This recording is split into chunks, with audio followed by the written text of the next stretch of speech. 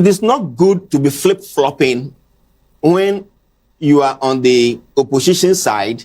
You seem to have solution to all the problems. Because when NDC was in opposition, they were the one agitating. They were the one calling for the state of emergency, because then they felt it was prudent enough to trigger a state of emergency.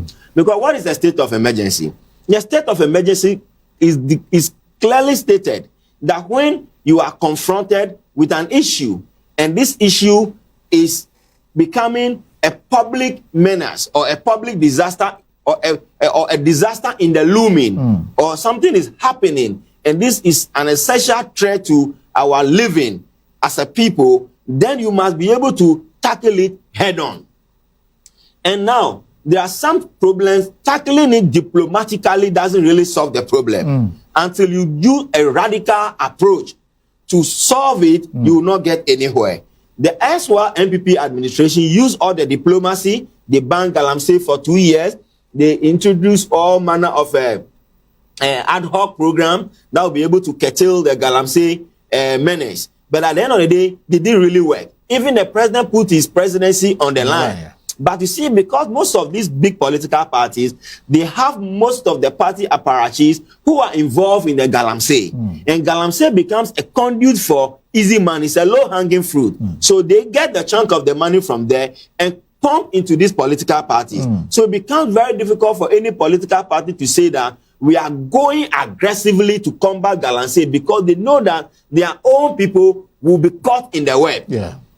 So are we saying that the Galamsey menace is not, it hasn't gotten to the state or to the status where we can classify it as a national disaster?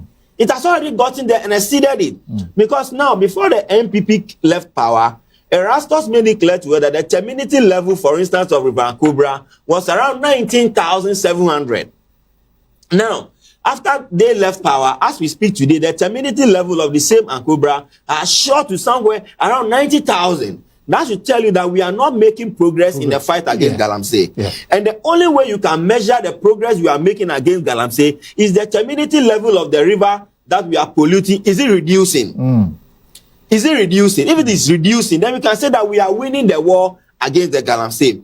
A forest ecosystem that we are devastating, we are destroying it with impunity. Are we reclaiming it? Are we doing a reforestation? Are we planting cocoa, planting rubbers, planting coconuts? What are we doing actually when we reclaim those lands to be able to rejuvenate it, to make sure that generation will come, they can also come and do something with that land? So there are some benchmarks that we need to use to measure the fight against Galamsey. The president told us that they are using diplomatic means. They've not exhausted these means yet. Therefore, we have not gotten to the state where we will trigger a state of emergency. That means the president is not placing significant emphasis on the fact that we have gotten to a stage where, if we are not careful enough, we are going to be borrowing or importing water, or we'll be giving birth to children with all manner of deformities, and we'll be damaging our forest ecosystem with impunity. So what the president said the other time is unacceptable.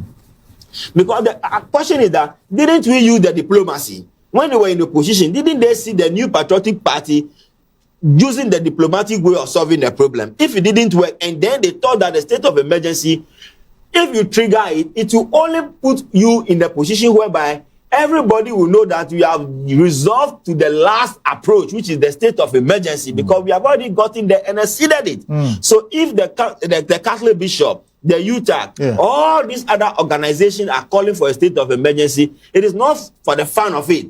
But we believe sincerely that we've gotten to the state whereby we need to trigger it. So we can channel more resources there. We can curtail the activities of Galamsey operators within that jurisdiction.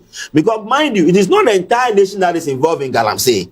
But we are all reaping the effect of Galamsey. So I sincerely believe that we have gotten to the stage. But then, if we trigger the state of emergency, to what end? What do you intend to achieve? All we want to achieve is that we want the people there to understand that we cannot do business as usual, but allowing you to satisfy your own whims and caprices at the detriment of all the populace.